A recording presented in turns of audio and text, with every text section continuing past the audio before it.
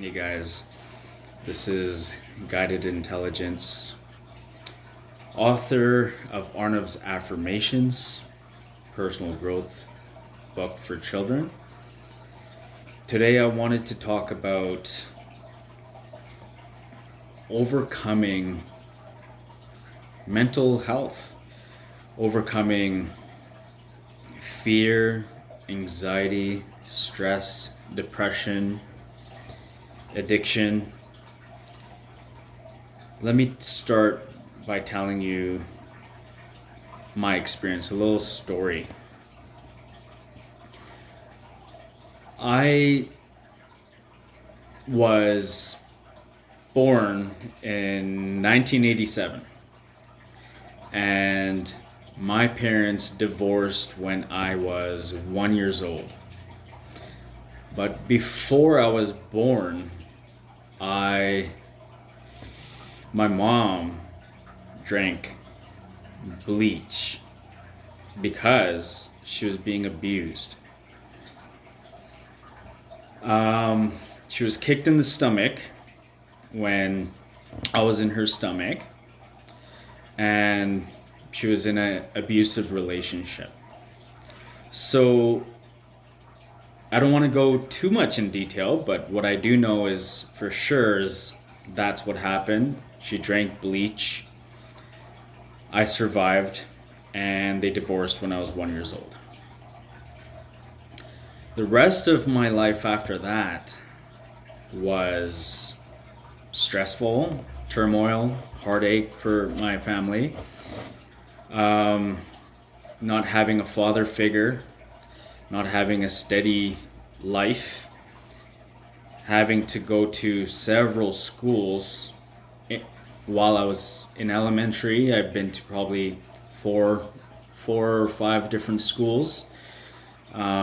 Moved around probably over 20 times while I was that age, like from 1 year old to 5 years old. I probably moved 20 times with my mom. So single mother. As the years went on, I dealt with drug addiction. I dealt with being a rebel. I dealt with moving around myself in my teen life. I've dealt with drugs and being an addict to cocaine and crack, and did ecstasy and mushrooms and did all the stupid things that stupid decisions cause. I moved around a lot myself, didn't have stability. Slowly that can turn into depression. No steady relationship, having a kid at 17 years old. My life breaks apart in so many pieces that when you try to put the puzzles back together, there's a lot of overlap and a lot of moving back and forth, and then this happened. So much has happened. It's hard to articulate my story. Hence, I'm writing a book about that. But I just want to give some reference on, I started to get depressed as I got older. I got kicked out from my house. I was very disrespectful to my family. I was homeless. I went to shelters after shelters. I slept in a homeless shelter. I went into shelter homes where there were groups, ran away from there, slept on the streets. I slept in CIBC, Dunkin' Donuts outside, leaning up against a train stop before getting kicked out by security. Same thing with the banks. I'd wait for somebody to come at 3 a.m, begging that someone needs to take out money from an ATM just so I can open the door and lay down, until the cleaning people would come at like 6 a.m. or 5 a.m. and say I have to leave. I remember being freezing. I remember just, as you get older, this becomes a toll on your consciousness. You become to lose your spirit. You lose your will. You lose your voice. You don't know where to run, where to go. I wanted to commit suicide. I was taking pharmaceuticals. I had about, I used to take about 26 tablets a day or more. I had 6 to 7 prescription drugs. I was on blood thinners as well, on top of the prescription drugs and painkillers, and I can name all the painkillers like morphine, Percocet, Oxycontin, Tramadol, um, and then there were more.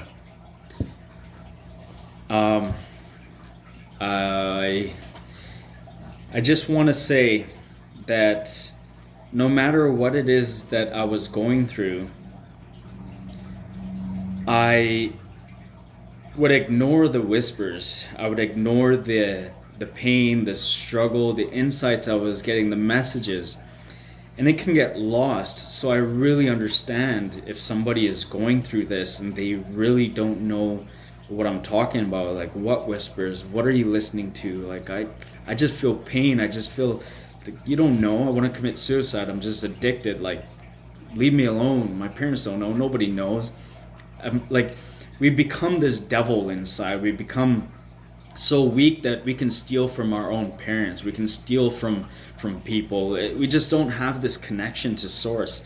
I really understand what that lifestyle is like when it comes to addiction, when it comes to pain and suffering, when it comes to emotions, when it comes to depression, being home, not having a job, being laid off, not being able to get work, being the self-talk is toxic.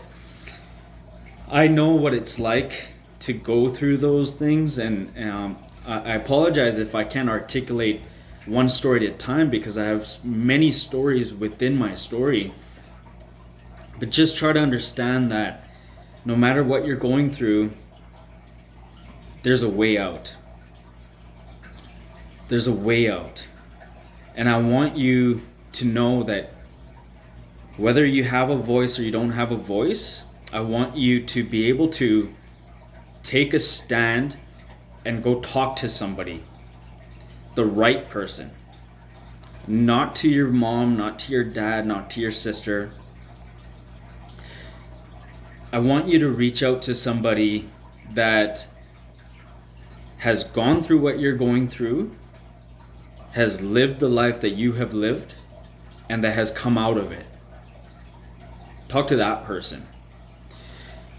Talk to somebody who can relate, somebody who you look up to. I was fortunate enough to just have this in me to overcome or go through it, but something in me just talked to me and talked me out. I didn't stay in it for long. I was probably an addict from 12, and when I say addict, I'm talking about being just toxic in negativity, toxic in verbal abuse, abusiveness, aggression, anger, drugs, addiction, girls, porn, sex, cheating, disrespect. It's not a shame. It's actually empowerment. It's a strength for men like us and women like you to share your experiences, to be vulnerable and accept it and talk about it, let it out. So I just wanted to say, please share. If you know somebody, I work great one-on-one in groups when I'm working with somebody. Right now I'm talking to myself, I feel. But this message is for you to share to somebody you know, to reach out to me. Send me a message, and I'll be able to better work in a session, one-on-one, or work with that person, give them insights, give them tips and ideas. Support you. I want to add that I've covered drugs and all the neglect and abuse and trauma and stress, and I've gone through multiple traumas. I've been through life support, I've been raped, I've been molested, I've been beat up by 20 grown men when I was younger.